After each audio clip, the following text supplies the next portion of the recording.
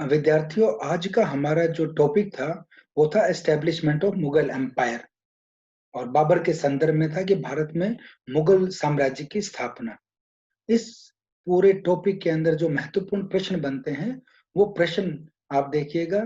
पहला प्रश्न बनता है, describe the political condition of India in the beginning of 16th century and how did it help Babur in his conquest of India.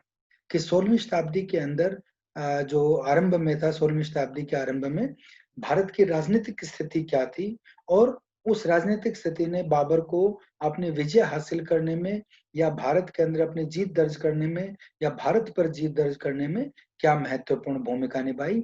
ये दो भागों में आपको प्रश्न का उत्तर देना है। आप एक भाग नहीं लिखेंगे, इसको दो भागों में डिवाइड करके लिखेंगे।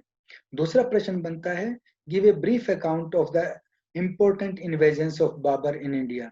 जब बाबर 1526 में पानीपत की पहली लड़ाई जीत जाता है और यहाँ पर मुगल साम्राज्य की स्थापना करता है, उससे पहले और उसके बाद उसकी महत्वपूर्ण लड़ाइयां कौन कौन सी थी, उनका आपने यहाँ उल्लेख करना है। और तीसरा प्रश्न बनता है, discuss the establishment of Mughal empire under Babur. जब मुगल साम्राज्य पूरा बन जाता है, आप देखते हैं 1526 में जब इसकी शुरुआत होती है और इसके बाद तक जब मुगल एम्पायर रहता है, जब तक इसका पतन होता है, तो इस मुगल एम्पायर की स्थापना करने में बाबर का कितनी बड़ी भूमिका थी, उसको हमने यहाँ पे उत्तर देना है। और चौथा क्वेश्चन बनता है, describe briefly the causes of the success of Babar.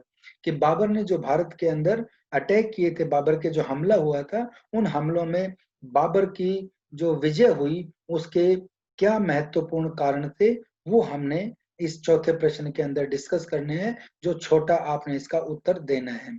जब आपकी परीक्षा होगी तो परीक्षा के अंदर पहला जो प्रश्न होता है वो पहला प्रश्न कंपल्सरी होता है और उसके अंदर आपको छोटे क्वेश्चंस आते हैं जो करने जरूरी हैं और उसके बाद के बाकी क्वेश्चंस हैं वो लेंथी क्वेश्चन होते हैं और वो नंबर्स के अंदर डिवाइड होते हैं। जिस तरीके से पहला क्वेश्चन है ये दो पार्ट्स में बटा हुआ है, ऐसे बाकी ये जो दो क्वेश्चन है ये सिंगल क्वेश्चन है और लास्ट का ब्रीफ क्वेश्चन है। तो आपको ये देख के और तब आपने अपने प्रश्नों के उत्तर देने हैं। ये चीज ध्यान रखें कि आपने किस तरीके से अपना उत्तर देंगे। आपका बहुत बहुत धन्यवाद। Have a good day students.